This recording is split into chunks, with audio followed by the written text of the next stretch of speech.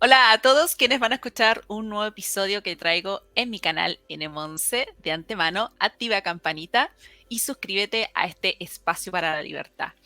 Y como espacio para la libertad, hoy les traigo un tema interesante con un gran académico porque vamos a conversar de una problemática importante que tiene que ver con estos derechos nuevos que nacen como derechos humanos versus los derechos antiguos, todo lo que significa esta emancipación, esta exacerbada idea de la libertad humana por sobre todas las cosas.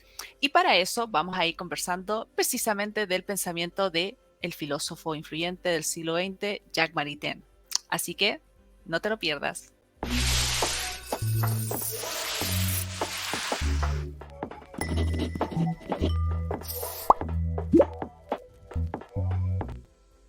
Y aquí estamos con el profesor Marcelo Bartolini, que es licenciado en Derecho de la Universidad La Salle. Además, tiene varios diplomados, pero específicamente tiene una maestría en Derecho Constitucional y Derechos Humanos de la Universidad Panamericana en México. Y además dirige actualmente el artículo 18, que es un centro para la investigación, para la promoción y defensa de la libertad de pensamiento, de conciencia y de religión en México. Y es precisamente también la razón por la cual lo invito a este espacio para que podamos conversar de un gran influyente del siglo XX. Pero antes vamos a darle la bienvenida. ¿Cómo está, profesor? Muchas gracias, muy amable, Nisa. Quiero saludarte a ti y a todo tu auditorio, pues muy contento de estar con ustedes el día de hoy. Sí, muchas gracias, porque es importante, yo creo que lo que vamos a ir conversando de este gran pensador Jacques Maritain, que algunas personas pueden no haberlo conocido, que es extraño, porque es muy influyente, pero principalmente a mí me interesó por dos obras que son geniales y las voy a dejar en la descripción de este video, que es Los derechos del hombre, que además tiene ahí un pequeño escrito que es de cristianismo y de democracia, y el libro que es el que vamos a estar conversando más detenidamente, con una excelente editorial, debo decirlo, es muy buena, que es El hombre y el Estado. Pero antes, claramente que me gustaría ahí que pudiésemos hacer una pequeña introducción de quién es Jacques Maritain para irnos adentrando a este tema que yo lo he titulado, y eso está en el libro escrito, que dice Todos al matadero en nombre de la libertad. Me parece interesante porque es precisamente el análisis que vamos a ir haciendo en torno a los derechos del hombre, que muy bien hace un estudio interesante Jacques Maritain. Por supuesto. Bueno, no sé si tú quieras poner un poquito en contexto de la vida del autor. ¿Quieres que nos adentremos de una vez un poco en la visión que tiene el autor sobre los derechos humanos? Nisa, como tú me indiques. Sí, me interesa específicamente poder hacer una pequeña reseña de quién es y cómo resulta ser influyente, más allá de esa vinculación con el cristianismo, al hacerse católico, toda su familia, incluso su señora. Es la importancia de eso de su pensamiento que logra marcar, logra trascender en la historia de la filosofía. A mí me parece interesante. Entonces, me gustaría que hiciera una pequeña reseña para quienes nos estén escuchando. Sí, por supuesto, Nisa, con mucho gusto. Bueno, mira, yo creo que tendríamos que tener que empezar por contextualizar al autor en su época, en su lugar y en su época. Estamos hablando de una persona que es de origen francés, de una familia protestante, que después conoce a Raiza. Raiza es de origen ruso, judía, y después tiene una conversión, como tú bien dices. Él tiene la oportunidad de estudiar filosofía, se dedica a la academia, y en esto de paso por la filosofía, él tiene una conversión. Bueno, haciendo un poquito de lado la cuestión de la conversión y la cuestión personal, tanto de ella como de su pareja, tiene esto relevancia para esta plática, este conversatorio del día de hoy, porque es precisamente a raíz de que Raiza cae enferma y tiene la oportunidad durante esta convalecencia de leer a Santo Tomás de Aquino, cuando ella también le comparte a Maritain pues todo lo que es el tomismo y la riqueza que puede aportar. Entonces, ahí en ese momento podríamos pensar que Jacques Maritain se despega un poquito de las líneas previas que traía posiblemente de Bergson, estamos hablando de algunos otros autores, y es cuando se enamora del pensamiento de Tomás de Aquino y podríamos decir forma parte de una nueva escolástica, un neotomismo que surge en el siglo XX. Bueno, es uno de los principales exponentes de este pensamiento y desde la perspectiva filosófica va a tener una contribución muy significativa a la construcción de la teoría de los derechos humanos por su participación principalmente cuando estamos en el marco de 1946-1947, en donde la UNESCO convoca a varios filósofos a través de la participación de la persona que dirigía esta división de filosofía, de Jacques Javet. Y Jacques Javet convoca a Jacques Maritain y a otros pensadores y hacen un memorándum, una encuesta. Y en esta encuesta se lo mandan a los principales pensadores, líderes políticos, hombres de ciencia de su momento, de todo el mundo, porque querían encontrar las bases, los orígenes filosóficos de los derechos del hombre. Entonces hacen esta encuesta, Maritain participa en este trabajo, entre el 46 y 47 la UNESCO publica un libro que se llama precisamente Comentarios e Interpretaciones de estos derechos de los hombres, y ahí la introducción está a cargo de Jacques Maritain. Jacques Maritain ahí pues expone principalmente varias ideas centrales que después va a desarrollar en este libro que tú nos mostrabas hace unos minutos, Nisa, en pantalla, que es El hombre y el Estado, que se publica en Chicago en el año de 1951 en idioma inglés. Curiosamente, a pesar de que él es francés, pero esto se debe a la circunstancia de la Segunda Guerra Mundial. Él se va a vivir a Estados Unidos porque aprovecha que iba a dar algunas cátedras durante los veranos y participaba en algunas clases en la universidad en Canadá, en Princeton, en Chicago, en otras escuelas en Estados Unidos. Se queda en Estados Unidos con motivo de la Segunda Guerra y ahí es en donde se publica esta obra de la que tú comentas hace un momento, Nisa, sobre el tema del hombre y el Estado, y ahí desarrolla estas ideas que empieza a hacer el bosquejo en la introducción del libro de la UNESCO, que les platico del año de 1948. Y así es como llegamos a esta valiosa aportación que hace Jacques Maritain, siendo filósofo, y la intersección que tiene en el momento en el que se empieza a construir la Declaración Universal de los Derechos Humanos de 1948, que está también a cargo de la ONU, pero en otra comisión distinta que es la de Derechos Humanos. Hay una interrelación entre la UNESCO, esta Comisión de Derechos Humanos, que en ese momento encabezaba o presidía Eleanor Roosevelt, esposa de Franklin Delano Roosevelt, y bueno, pues ella es la legataria, la heredera de esta inquietud, de estos four freedoms, de estas 4 libertades de las que hablaba Franklin Roosevelt. Su mujer, Eleanor Roosevelt, encabeza la comisión y ahí es en donde se da el diálogo entre la UNESCO y la Comisión de Derechos Humanos, y de ahí surge lo que conocemos como la Declaración Universal de los Derechos Humanos de 1948. Creo que a grandes pinceladas podríamos poner algo así de contexto para que ubiquemos al autor, su época y por qué, siendo filósofo, tiene tanta trascendencia en el mundo de los derechos humanos. Sí, de hecho es genial la introducción que hace, porque además de contextualizar en el momento en que aparece Maritain y escribe estas obras, es precisamente en este contexto de la Segunda Guerra Mundial, y claramente todavía no estaba la Declaración Universal de los Derechos del Hombre. Y es importante porque cuando uno entiende esos rasgos característicos, uno también analiza y puede reflexionar sobre la forma y el pensamiento que tenía en torno a la ley natural y la ley positiva. Y a mí me pareció interesante, y ahí podemos irnos introduciendo más en el tema, porque hay una cita que a mí me pareció clave, y es donde se desencadena todo este pensamiento, al decir que el hombre es un todo y se compromete por entero. Y decir eso, en términos simples, significaba también el dar lugar y reflexión a lo que es la naturaleza humana, a lo que significa y cómo debe ser estudiada. Entonces, como inicia el pensamiento, la reflexión para llegar al tema de los derechos del hombre, porque además ese libro que yo les mostré, este pequeñito, tiene, antes de los derechos del hombre, habla de la sociedad y hace todo un análisis de lo que significa el hombre en sociedad, que a mí me parece esencial para poderlo entender, porque ya hace mención de este derecho natural, esta ley no escrita, esta ley inmutable, y que comienza a tener un cambio precisamente con el positivismo jurídico, y que comienza a dar preponderancia a la ley positiva. ¿Y por qué me parece esencial partir de ahí? Porque Jacques Maritain también, a raíz de eso, habla ya de esta falsa conciencia de la emancipación.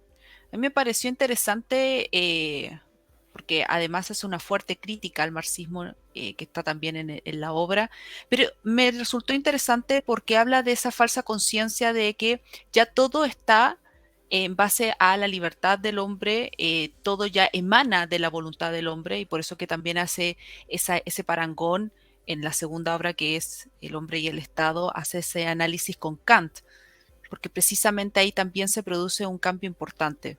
Entonces, me gustaría que ahí nos pudiésemos centrar desde los inicios de lo que analiza Jacques Maritain cuando en sus inicios comienza a hablar de este derecho natural versus el derecho positivo, qué es lo que hace en definitiva el derecho positivo, qué es lo que debería ser y cómo hoy en día nosotros tenemos completamente anulado lo que es esa ley natural. ¿Por qué? Porque precisamente ya todo emana de la conciencia del individuo. Por lo tanto, la autonomía toma esa preponderancia y resulta ser importante, sobre todo con esta proliferación de derechos que comienzan a surgir. Entonces, a mí me gustaría que me diera su visión inicial con la que analiza Jacques Maritain. Sí, con mucho gusto. Bueno, antes que otra cosa, yo quisiera ser respetuoso del autor, ¿verdad? Para no poner palabras que él no ha citado en su obra. Y vamos ahorita simplemente a abordar lo que es el pensamiento de Jacques Maritain y vamos a tratarse lo más pulcros en ese sentido, ¿verdad? Para no contaminar lo que él podría haber manifestado en un contexto contemporáneo. Pero vamos a tomar en consideración, volvemos a lo mismo, a la época, al lugar y a la época de nuestro autor, porque si de esa manera no podríamos entenderlo con justicia. Imaginémonos que estamos en un escenario de la posguerra. Poco antes, en el año de 1935, bajo el régimen nazi, se publica lo que se conocen como las leyes de Nuremberg. En las leyes de Nuremberg, al amparo de este derecho positivo al que tú haces mención precisamente, se establecen una serie de restricciones o prohibiciones a la comunidad judía para que puedan mezclarse con la sangre aria, porque la contaminan en términos de lo que consideraba este régimen totalitario de la Alemania del siglo XX. Entonces, las leyes de Nuremberg establecen restricciones, prohibiciones para que las personas judías puedan emparentar con los arios porque se busca la pureza étnica o racial de los arios y los judíos, ellos entendían que pues evitaba ese propósito. Esta ley, entre otras muchas que salen durante este periodo, se producen cumpliendo con estos parámetros de la formal creación de la norma que vienen también de la teoría de Hans Kelsen. Entonces, bueno, según Kelsen, la validez de la norma no radica, como nos propone Jacques Maritain, en el derecho natural, sino más bien en que se respete este proceso formal de creación de la norma. No se pregunta si la norma es justa o injusta en sí misma, como lo podría hacer un Tomás de Aquino o un Jacques Maritain, un Gilson. No, acá, bajo este régimen, más bien lo que se preocupan es por cuidar los procesos, las formas bajo las cuales se emite una norma. De suerte que si hay una iniciativa, pasa por el Parlamento, se aprueba por la mayoría y se cumple con ciertos requisitos formales, esta norma es válida. Así como las leyes de Nuremberg de 1935, hubieron otros tantos decretos que expropiaron propiedades, mandaron a los judíos a campos de concentración que después hicieron campos de exterminio, y estamos hablando que le costó la vida a más de 6 millones de personas por esta tesis, pues, de supremacía aria que defendía el régimen nazi, entre otras cuestiones que pues les querían pasar la factura de la derrota de la Primera Guerra Mundial, entre otras cuestiones que a las personas que les interese saber por qué el odio de Hitler contra los judíos, les podría sugerir que lean su obra Mi lucha, que escribió estando en la cárcel, precisamente en el periodo entre la Primera Guerra Mundial y la Segunda Guerra Mundial.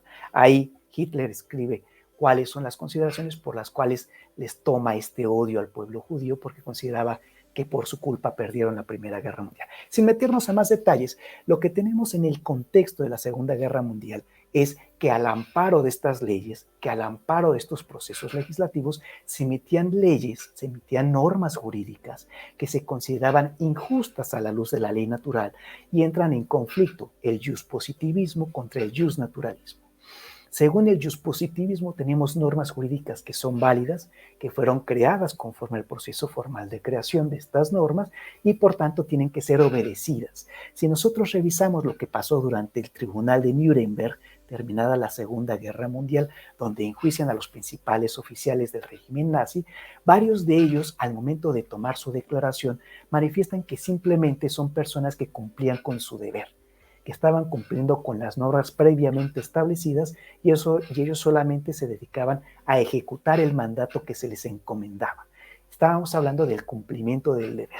Entonces, entra en conflicto una norma positiva llevada al extremo para el exterminio de toda una etnia, de todo un pueblo que radicaba en la zona de Alemania y después en los pueblos a donde fueron teniendo esta expansión militar los alemanes, como Polonia, y vamos a ver en el caso de Francia, etcétera, que van a empezar a deportar una cantidad importante de judíos. Y entonces Jacques Maritain dice, oye, a ver, creo que hay derechos inherentes de la persona que anteceden a cualquier acto jurídico del Estado, a cualquier consenso entre los gobiernos, y esto obedece a que hay una dignidad de las personas o de los seres humanos que se tiene que reconocer. Él establece en la construcción de este pensamiento justnaturalista que rompe con el del siglo XVIII una premisa que tiene tres escalones. En su pensamiento, hay que recordar que es un pensador católico del siglo XX, él considera que tenemos una ley divina, en primer lugar, que se puede constatar en la revelación que nosotros podemos verificar en el Decálogo o los 10 mandamientos del Antiguo Testamento, y después vamos a tener un segundo escalón que va a ser la ley natural. Esta ley natural no es propiamente la ley divina, sino es una especie de eslabón, es una especie como de conexión o puente que se tiende entre la ley divina y la ley positiva. Y vamos a encontrar también entre estas categorías lo que le llama el jus gentium. Este jus gentium, ya no me quisiera meter en más detalles, es herencia del derecho romano, del pretor peregrino, que tenía que resolver las disputas que tenían los ciudadanos romanos con los ciudadanos que no pertenecían, que no tenían esta ciudadanía, pero con los que tenían tratos principalmente comerciales dentro de los pueblos que iban conquistando al amparo de este imperio romano hace varios años. Entonces, tenemos estas categorías. Y Jacques Maritain lo que dice es, a ver, si nos quedamos únicamente en el hecho o en la ley positiva, podríamos tener normas válidas, podríamos tener normas que han sido creadas conforme a los requisitos previamente establecidos, pero en el fondo injustas. Tenemos que contrastar estas normas positivas con lo que establece el derecho natural para poder ver si estas normas, además de ser válidas desde el punto de vista jurídico, son justas o podríamos decir que también corresponden a la naturaleza del ser humano. Y ahí es en donde entra el juego del justnaturalismo en contraposición del positivismo que se quedaba únicamente con la creación válida de la norma, pero no cuestionaba su finalidad, su justicia o su injusticia, como pasó en la Segunda Guerra Mundial. Y de ahí la trascendencia de Jacques Maritain. Tenemos normas que nos llevaron a una Segunda Guerra Mundial donde se mataron millones de personas y se cuestionan si la sola razón o la sola voluntad es suficiente para poder tener un derrotero en donde no volvamos a incurrir en una tercera y más grave guerra mundial. Entonces, en ese contexto, Jacques Maritain nos dice, aguas, tenemos derechos inherentes que corresponden a la dignidad de la persona, que preceden a cualquier ley positiva, a cualquier consenso entre los gobiernos y que no podemos atropellar. Entonces, creo yo, a grandes rasgos, eso es más o menos lo que teníamos sobre la mesa en este momento histórico.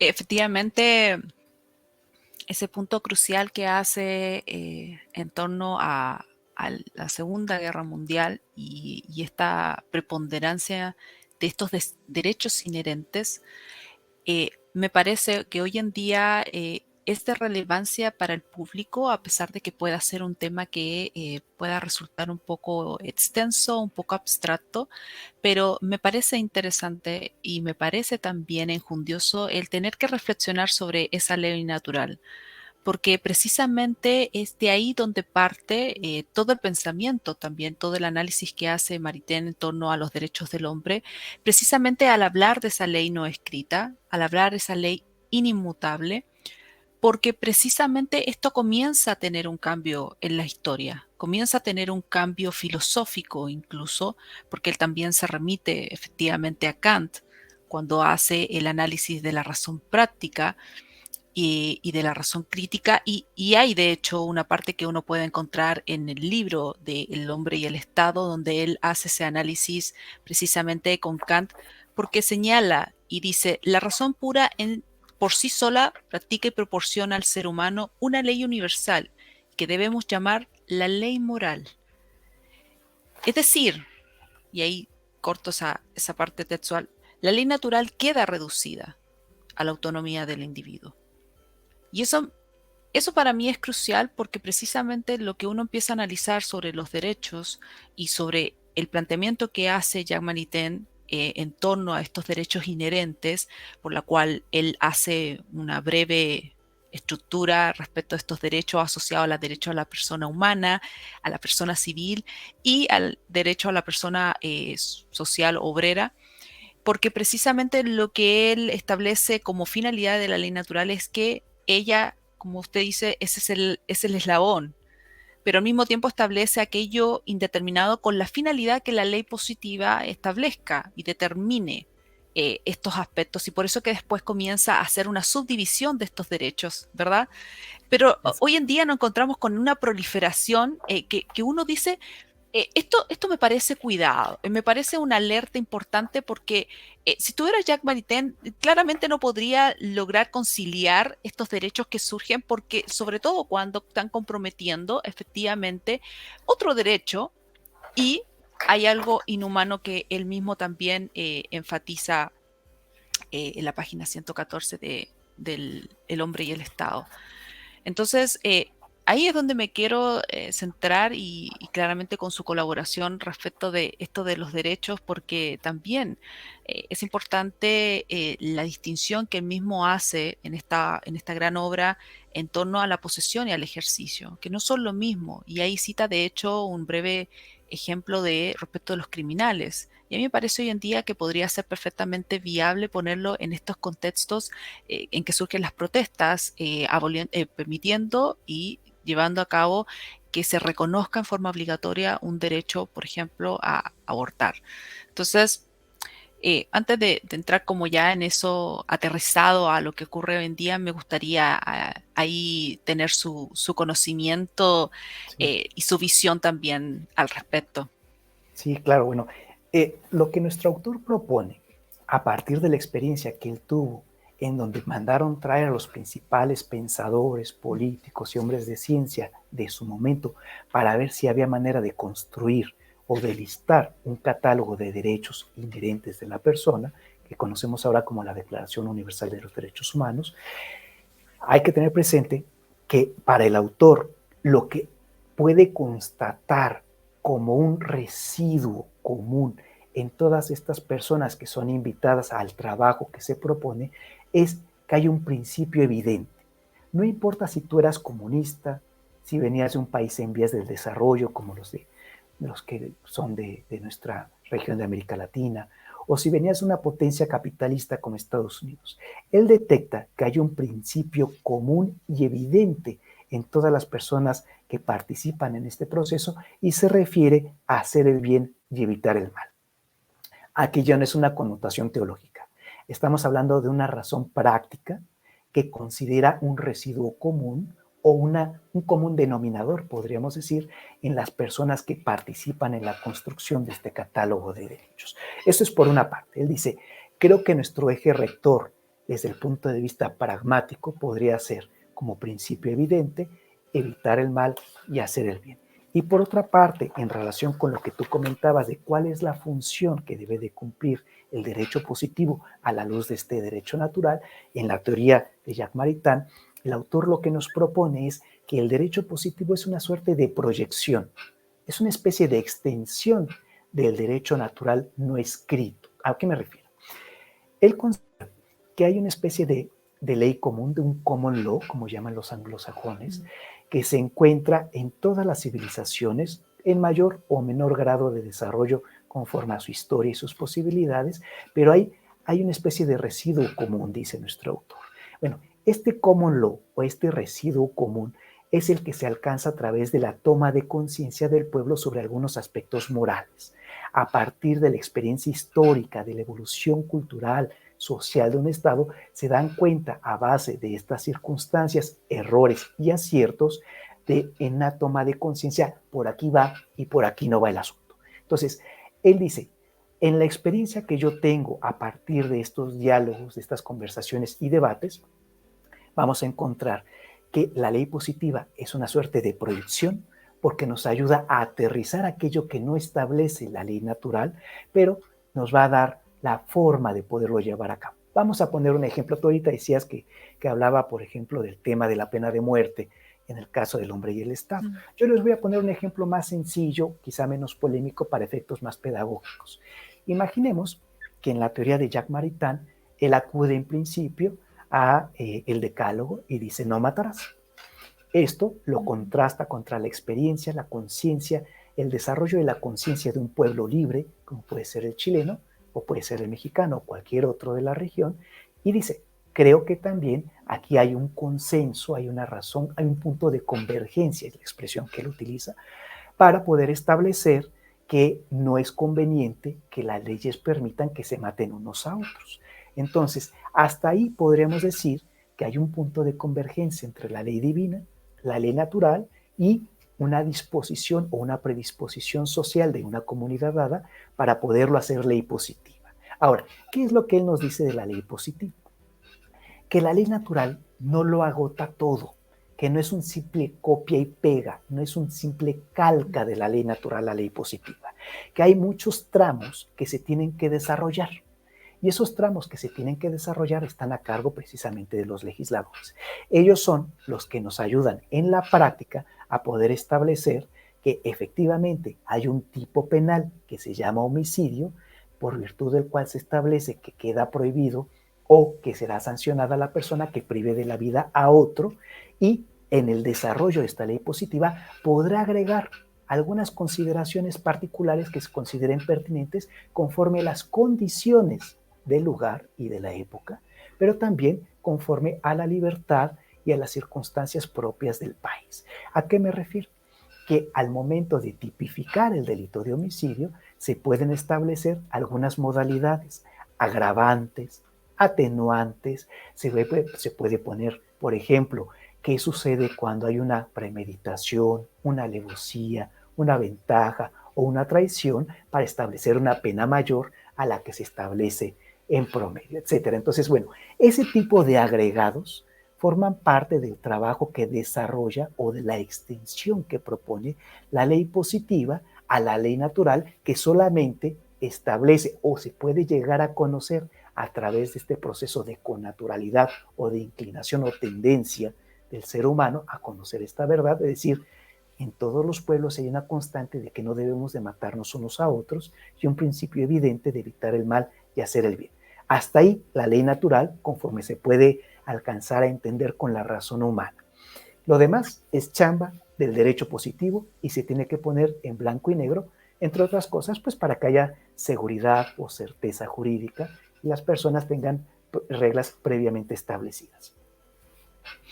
Ahora, profesor, efectivamente hay este análisis con respecto a la ley positiva que comienza como a aterrizar, como se podría decir, estos derechos inherentes, claramente que estableciendo, como usted puso en el ejemplo, el tipo delictual, ¿cierto? Las características por las cuales se comete un acto que vulnera efectivamente y compromete el derecho que es inherente, que en este caso puede ser, por ejemplo, el derecho a la vida.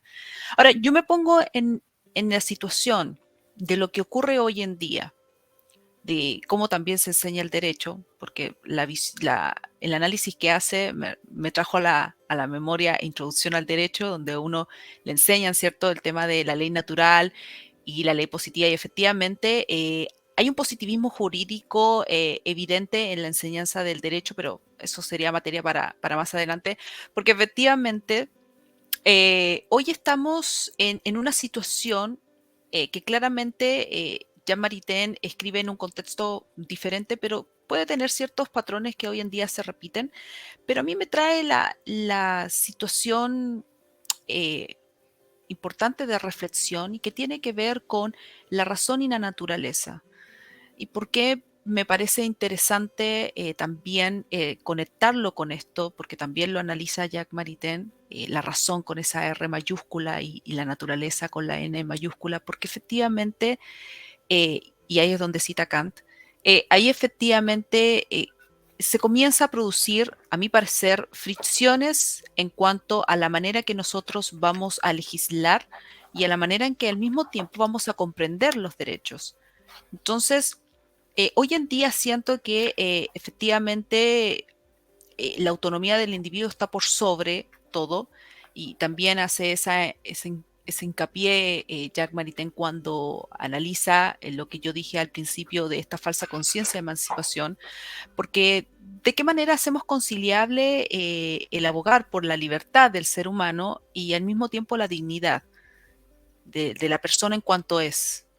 Y lo digo por lo que surge hoy en día, por el tema también de el cuestionamiento hacia lo que tú pienses, a lo que tú digas a otro, o lo que ocurre con respecto al tema del sexo y particularmente con el tema del derecho a la vida. Y que ahora se hable de un derecho a abortar.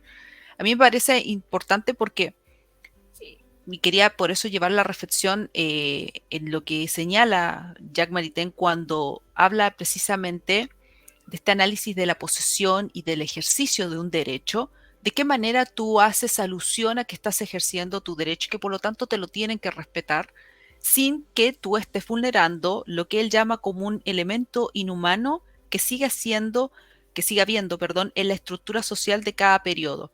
Y yo lo centro en el tema de este derecho a abortar, que es bastante curioso que se hable como un derecho, porque digo, ¿en qué medida las personas pueden abogar de que se les reconozca este derecho y que por lo tanto intervenga el Estado en ello, invocando al mismo tiempo que tienen una libertad de disponer libremente de su cuerpo? Estoy remitiendo a algo que es inherente a la persona, ¿verdad? El tema de la libertad de disponer de tu cuerpo, la dignidad y al mismo tiempo tu derecho a la vida, cuando estás comprometiendo, en este caso, otro derecho que es el del que está por nacer.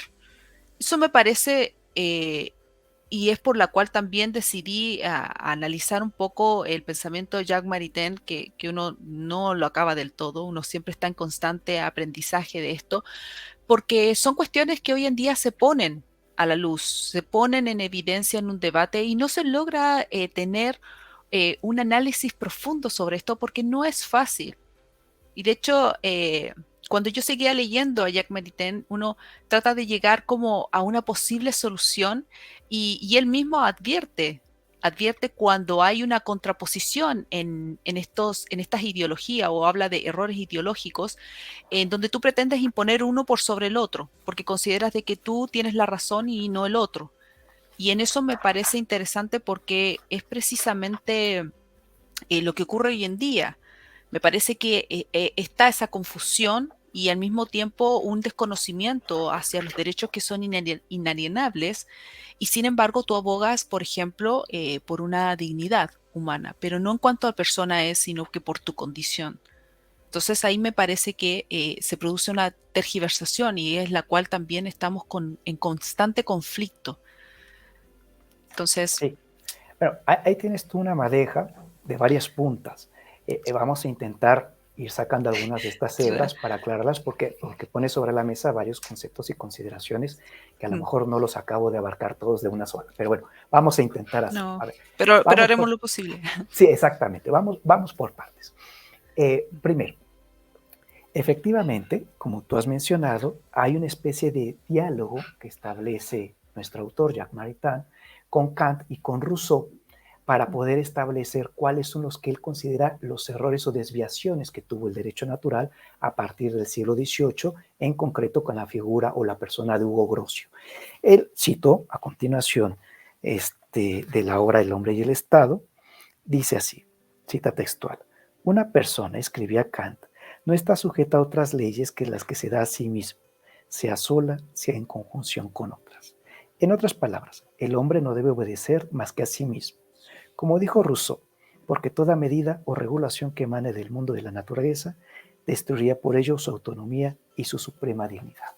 Entonces, bueno, hasta ahí es lo que él considera que hay que precisar o revisar para reexpresar una nueva teoría de ley natural, que ese es el esfuerzo que él hace y trata de sentar las bases en el pensamiento griego, en el pensamiento cristiano, y a partir de esta revisión histórica construye una nueva teoría de ley natural. Bueno, eso es por una parte, y lo que le causa ruido de lo que establecen Kant y Rousseau.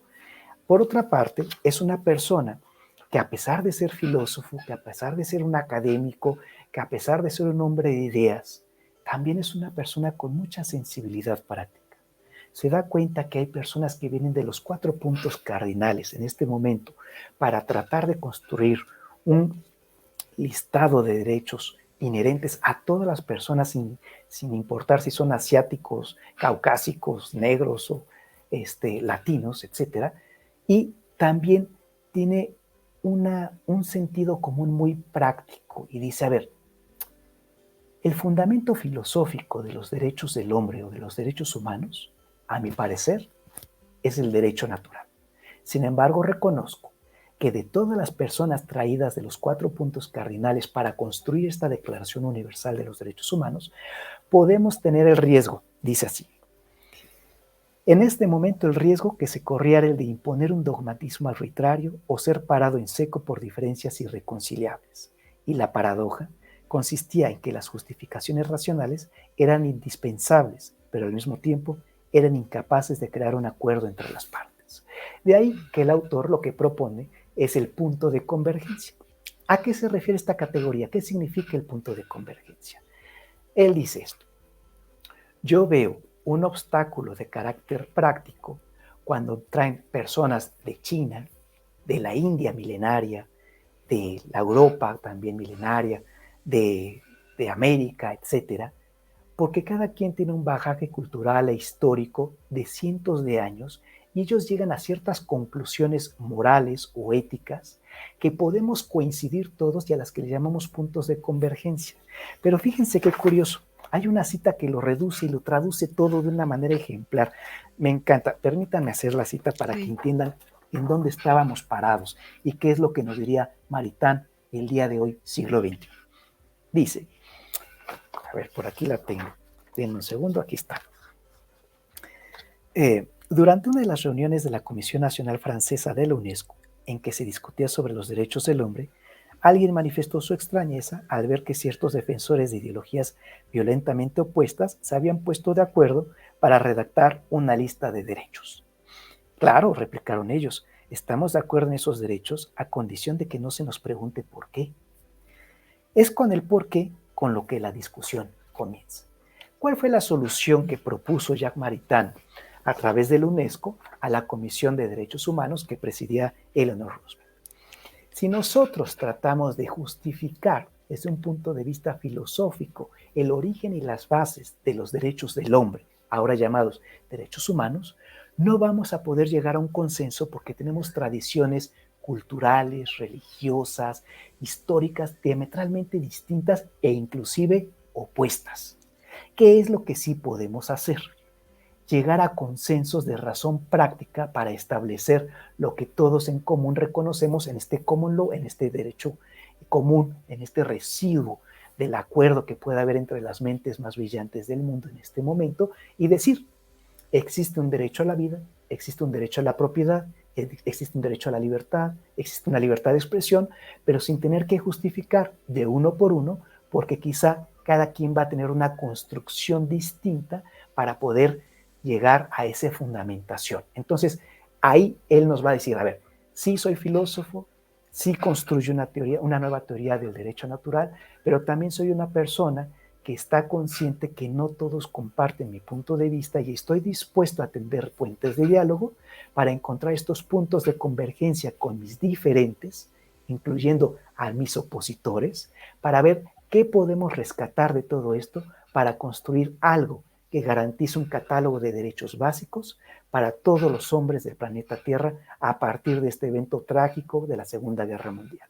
Y así es como surge la Declaración Universal. Entonces, él también está consciente de que entre las personas llamadas a este trabajo de la UNESCO y de la Comisión de Derechos Humanos, pues hay budistas, hay agnósticos, hay ateos, hay comunistas, hay capitalistas, hay personas de países pues, que vienen de la pobreza, de lo que llaman después países en vías de desarrollo, por ejemplo, etcétera. Y es muy difícil ponerse de acuerdo y entonces lo que dicen, vamos a hacer a un lado la razón especulativa por un momento, porque nos está generando mucha fricción, y vamos a llegar a la razón práctica y vamos a ver en qué estamos todos de acuerdo en transigir para decir, vamos a evitar el mal, vamos a hacer el bien y vamos a establecer un catálogo de mínimos, de básicos a favor de todos los seres humanos, y así es precisamente como surge la Declaración Universal de los Derechos Humanos. Entonces, vamos a tener a una persona de razón especulativa, una persona muy inteligente, de academia y teórico, pero que al momento de sentarse con todas estas personalidades reconoce que no todos tienen la misma procedencia, que no todos comparten el mismo punto de vista, y entonces dicen, bueno, vamos tomando de aquí no todo lo que uno quisiera, sino lo que es posible. Y a partir de ahí empiezan a construir lo que el día de hoy pues conocemos como la teoría de los derechos humanos, y es un legado enorme. Fíjense bien, si nosotros revisamos, por ejemplo, lo que dispone el derecho a la propiedad en esta Declaración Universal de los Derechos Humanos, posiblemente haya más de una persona que diga, yo lo siento como que se quedó corto, como que le faltó apellido, como que le faltó un poco de descripción, un poquito más de alcance para entender bien cuáles son sus implicaciones. Y la respuesta es muy sencilla. La forma como entendían los comunistas la propiedad y como lo concebían los países capitalistas era diametralmente opuesta. El único punto de convergencia que encontraron era que había un derecho de propiedad, pero algunos lo entendían en un sentido comunitario y otros lo veían desde un punto de vista individual. Entonces, ante esa posición irreconciliable, simplemente reconocieron que hay un derecho de propiedad, pero no pudieron ponerlo como les hubiera gustado a los rusos, ni como les hubiera gustado a los americanos. Digamos que hasta ahí nos alcanzó, hasta ahí pudimos llegar en el consenso. ¿Qué pasa en la actualidad? ¿O qué pasó después de esto con el tema de la dignidad, de la libertad que tú me comentas, y el derecho natural? Bueno, toda la corriente juspositivista se resistió a creer a pie juntillas en el derecho natural, y entonces lo que podríamos decir que sucedió fue una especie de tránsito en donde en las normas escritas se incorporaron principios, valores que venían de este derecho natural, como el de la libertad, la igualdad o la dignidad humana, la razón y la conciencia, en estos documentos de carácter internacional. Se positivizaron, si me permites la expresión. Tenemos conceptos que son herencia del derecho natural, propuestas que surgen de autores como Jacques Maritain, no es el único, pero sí de los más importantes del siglo XX, y esas propuestas se retoman en la ley vigente. Al momento de que se positivizan estos conceptos o estas categorías en la ley vigente, ya no le genera tanto escozor al juspositivista porque forma parte de la norma jurídica vigente y aplicable al caso concreto. Ya no es una especulación, ya no se trata de una ley divina, ya no se trata de una ley moral a la que uno puede llegar por una especie de inclinación o con naturalidad, que posiblemente no todos lleguen de la misma manera, y se va introduciendo de manera paulatina en los tratados internacionales. Y si revisamos la mayor parte de las constituciones que surgen o se crean después de la Segunda Guerra Mundial, en esta corriente de neoconstitucionalismo, como se le conoce, vamos a encontrar que se han incorporado en las leyes positivas muchos de estos principios y valores que propone el derecho natural, pero que se apropia el derecho positivo como para poderlos reconocer como válidos. Si no están ahí, no los reconoce. Entonces se incorporan, y si nosotros revisamos, por ejemplo, voy a poner el ejemplo del país de donde yo provengo, en la Constitución Política de los Estados Unidos Mexicanos, hay una reforma muy trascendente de 2011 en materia de derechos humanos, en donde establece precisamente la propuesta de Jacques Maritain, pero la positiviza. Fíjense bien qué es lo que nos dice Jacques Maritain al respecto sobre esta parte de los derechos que tú nos comentabas ahorita. Dice, Eh, básicamente que el gobierno no crea los derechos, no otorga los derechos, simplemente los reconoce. Esta premisa del reconocimiento universal de los derechos humanos, ahorita no tengo la cita a la mano, pero este reconocimiento universal de los derechos humanos que no se otorgan, que no se niegan, simplemente se reconocen y se garantizan por parte de las autoridades, es una herencia precisamente de las propuestas de Jacques Maritain y del derecho natural, pero que se positivizan al momento de incorporarlas en la Constitución de México en el año de 2011. Y si nosotros revisamos la Constitución de Chile, de Argentina, de Colombia, de Venezuela, bueno, Venezuela ahorita no sé, pero bueno, en general, de todos los países que tienen una constitución contemporánea, que no sea previa a la Segunda Guerra Mundial, vamos a encontrar premisas más o menos constantes, como el concepto de libertad, de igualdad, de dignidad humana. Vamos a encontrar esto del reconocimiento universal de los derechos humanos, etcétera. Entonces, así es como se incorpora o se apropia el derecho positivo de estas propuestas que en principio les generaba cierta desconfianza o rechazo, porque decían, bueno, ¿y qué tal que yo no creo en tu Dios, en su ley divina o en el decálogo que tú me propones, porque soy agnóstico, soy ateo, soy comunista o simplemente soy chino? Y en mi tradición histórica eso no existió. ¿Qué hacemos? Bueno, la forma como se pudo solucionar ese problema fue precisamente incorporar a través de estos puntos de convergencia estos conceptos, estos principios y valores en las leyes vigentes para que se transformaran en ley positiva. Y más o menos creo que eso es lo que pasó de mediados del siglo pasado hasta nuestros días, y por eso encontramos el día de hoy en las constituciones conceptos que eran inimaginables hace unos años todavía. Sí, de hecho, cuando hace este hincapié de las constituciones ya contemporáneas, refiriéndose a las que vienen con posterioridad a la Segunda Guerra Mundial, efectivamente hay una materialización, una determinación de este derecho natural, pero hay algo que señala también Jacques Maritain y que tiene que ver con estos derechos antiguos, que son ya aquellos que entiendo que se entienden ya inherentes a la persona y que forman parte de esta declaración universal, y los derechos nuevos, estos derechos que ahora existen en una proliferación bastante amplia, que incluso se hacen alusión a que son derechos humanos. Me parece que el grado de conflicto en que se produce en la actualidad tiene que ver con estos derechos nuevos que claramente comienzan a nacer y al mismo tiempo a querer, ¿cómo se puede decir?, a materializar en las constituciones sobre la base de un determinado pensamiento. A mí me parece que ese es el peligro inminente que, por ejemplo, en mi país se tiene, porque precisamente ves que hay un cierto grupo de pensamiento, grupo de poder que comienza a establecer que esta es la determinación de los derechos, que ya tenemos que empezar a hablar de estos derechos y por lo tanto comienzan a ser vistos a la manera ya de imposición y a que formen parte de una constitución. Y de hecho, Jean Maritain hace ese análisis que me hubiera gustado quizás que lo hubiese logrado hacer en profundidad con lo que se vive hoy en día, pero entiendo también del contexto, porque precisamente las fricciones que hoy en día se tienen y se puede hacer en análisis en diferentes países es cuando tú, en tu ideología, tú quieres imponer la construcción positivista, al mismo tiempo social, de una determinada gama de derechos que la ciudadanía tiene que reconocer.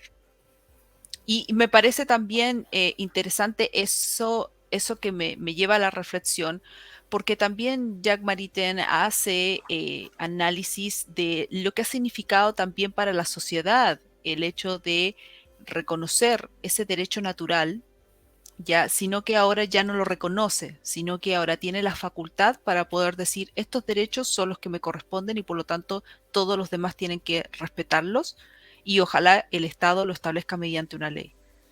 Me parece eso interesante y es por la cual uno comienza a hacer esa reflexión con estos casos prácticos, con estas protestas o estas declaraciones de ciertos movimientos que hacen alusión como derecho a, porque te establecen el derecho a, pero sin ningún deber, que eso también es algo que se analiza. Pero Ujú. ahí si podemos complementarlo en los últimos Sí, minutos como reflexión y tal sí, vez claro. podemos Bueno, conversarlo más adelante. a lo mejor más adelante podemos entrar al detalle ya a Sí. los casos específicos, a la casuística, pero bueno, a ver, ¿qué es lo que nos propone Jacques Maritain en su libro del hombre y el Estado? Bueno, lo que él dice efectivamente, hay un capítulo que habla precisamente de los derechos humanos en general y los derechos humanos en particular. Y cuando habla de los derechos humanos en particular, entra precisamente en el diálogo de los viejos derechos y de los nuevos derechos. ¿Cuáles son los viejos derechos y cuáles son los nuevos derechos? Bueno, lo que él dice es que por viejos derechos se entiende aquellos derechos que ya la conciencia de los pueblos libres ha reconocido como tales a favor de los seres humanos. Digamos que ya tenemos un catálogo mínimo básico de derechos que ya se han reconocido de manera universal a favor de todas las personas. ¿Y cuáles son los nuevos derechos? Bueno, son estos derechos que empiezan a pugnar, que empiezan a querer ser reconocidos, pero que entran en una fricción con estos viejos derechos. Él dice que ningún nuevo derecho, es decir, recién reconocido por la conciencia humana, se ha aceptado de hecho sin haber tenido que combatir y superar áspera oposición de algunos antiguos derechos. En el tiempo de Jacques Maritain, que estamos hablando de la Segunda Guerra Mundial, y este libro lo escribe en el año de 1951, los nuevos derechos consistían en lo que nosotros conocemos actualmente como los derechos económicos, sociales y culturales. Es más, ahora ya le agregan los ambientales. En ese momento estaban los derechos políticos, civiles y políticos, que es de donde surge realmente la teoría de los derechos humanos, como un medio de oponer cierto límite o resistencia al poder público para que no fueran atropelladas las personas por arbitrariedades de las autoridades, y ahí es en donde se da esta pugna de los nuevos derechos con los viejos derechos. Ya no es nada más la vida, ya no es nada más la libertad, ya no estamos nada más hablando del debido proceso, ya no estamos nada más hablando de que no te confisquen tus bienes, sino que además, por propuesta de los pueblos que tienen un pensamiento principalmente comunista, como es la URSS y sus países aliados en este momento de la historia, también propugnan por derechos de carácter laboral, por ejemplo, que haya un día de descanso semanal, que haya vacaciones en un año, que tengas un derecho a formar sindicatos, que tengas derecho a la salud, de seguridad social, de pensión, de viudez, etcétera. Bueno, este tipo de derechos que incluyen los culturales, por ejemplo, la educación, es el bloque de derechos que propone la URSS, los países comunistas. Esto lo pueden ver ustedes en otro autor, es un libro muy bueno, se llama Un Mundo Nuevo, de Mary Ann Glendon, profesora de Harvard. Ella describe precisamente cuáles son los derechos que cada bloque va a impulsar. Por parte de los países capitalistas vamos a tener principalmente derechos civiles y políticos, las libertades fundamentales principalmente, un enfoque más individualista, y por parte de la URSS, de China, de los países comunistas, vamos a encontrar esto que ahora conocemos como estos nuevos derechos, que son económicos, sociales, culturales y medioambientales al día de hoy. Ahora, ¿qué sucede en particular con esto que tú me dices? Bueno, ¿qué sucede con el tema del aborto, que ya es aterrizarlo al siglo XXI, que no le tocó a Jacques Maritain? Ahí No, estaríamos corriendo el riesgo de decir que Jacques Maritain opinaba y pensaba algo que a lo mejor no le tocó ver en su momento. Pero bueno, ¿qué no sucede sería en el una caso? teoría, ¿no? Bueno, ahí ya nos estaríamos aventurando y tendríamos que poner el disclaimer, ¿verdad? O sea, este límite de responsabilidad. Esto dijo el autor, esto ya no lo dijo y podría ser una inferencia o una especulación. Bueno, a ver, en lo personal, yo considero que en el tema del aborto podríamos encontrar posiblemente en la Constitución chilena que hay conceptos a categorías que se incorporaron del derecho natural, de estas propuestas como las que hizo Jacques Maritain, en donde vamos a ver positivizados o materializados conceptos o categorías como libertad, como voluntad, como igualdad o como dignidad humana en la Constitución o las principales leyes del país de Chile, sin duda. ¿Cuál es el punto en donde yo creo que está la diferencia? Y este me parece, puedo yo equivocarme, podrían ustedes no estar de acuerdo, pero bueno, a pregunta abierta, respuesta dada. Creo yo que más que filosófico o jurídico, tiene que ver con la perspectiva antropológica con la que se aborda el objeto de estudio. en español. ¿Qué quieres decir con esto? Para unas personas, la persona, el ser humano, tiene derechos y tiene dignidad si y solo si nace vivo y viable, se desprende vivo y viable del seno materno y dura, no sé, 24 horas o se inscribe en el registro civil. Hay ciertas fórmulas que tiene el derecho civil en cada estado. Entonces, para algunas personas, estamos en presencia de un algo que se convierte en un alguien, una transubstanciación, por el simple paso del tiempo, pongamos 12 semanas, 14 semanas, 16 semanas, 24 semanas, dependiendo del estado o de la reforma legal que se propone, y entonces deja de ser un algo y se convierte en un alguien que adquiere derechos. Algunas propuestas o corrientes dicen que estos derechos son ya todos el catálogo completo y otros que dicen que es de manera gradual, que vas adquiriendo ciertos derechos de manera gradual hasta el momento en el que naces vivo y viable. Entonces, ¿cuál es mi perspectiva al respecto? Yo creo que la diferencia estriba en la perspectiva antropológica con la que se mira al mismo ente que se encuentra dentro del útero materno. Para algunas personas ya es un ser humano desde el momento de la concepción, para otras personas no es un ser humano y por lo tanto no puede ser titular de derechos y obligaciones hasta que nazca vivo y viable. Hay algunas contradicciones interesantes. Por ejemplo, en nuestro derecho se reconoce que el no nacido puede ser titular de derechos y obligaciones al grado que puede recibir herencias, donaciones o legados. Sí. Es importante tener presente que un florero no puede recibir una herencia, una donación o un legado porque una cosa no puede heredar otra cosa. Solamente los sujetos son capaces de tener patrimonio y derechos patrimoniales. Y no puedo ser sujeto y no ser sujeto al mismo tiempo. Es el principio lógico de identidad. No puedo ser cosa y sujeto al mismo tiempo. No se me puede regular como cosa y sujeto de manera simultánea porque no puedo ser y no ser al mismo tiempo. Entonces, yo creo que aquí el quid está en que algunas personas consideran que el no nacido es un objeto y otras personas consideramos que sí hay un ser humano en desarrollo en el vientre y podría constituir una discriminación el hecho de que se le prive o se le restringe sus derechos con motivo de su estadio de desarrollo. Entonces, esa sería mi opinión personal. No sé Lo que si puede ser claramente suficiente. dejaría en suspenso cómo conciliamos eso, pero muchas gracias, profesor. Te puedo dar una Ujú. pista, si quieres, a reserva de que también el auditorio nos comparta sus opiniones.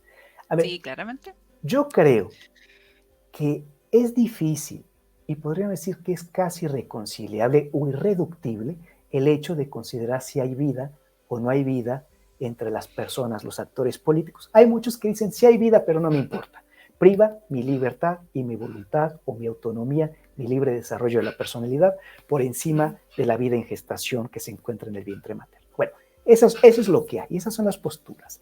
Posiblemente al respecto sea muy complicado poder llegar a un punto de convergencia como nos propone Maritán. Sin embargo, creo que alrededor del fenómeno social sí es viable y sí es atendible poder llegar o intentar llegar a puntos de convergencia con personas que piensan de distinta manera o tienen un sustrato ideológico, religioso, cultural distinto. ¿A qué me refiero?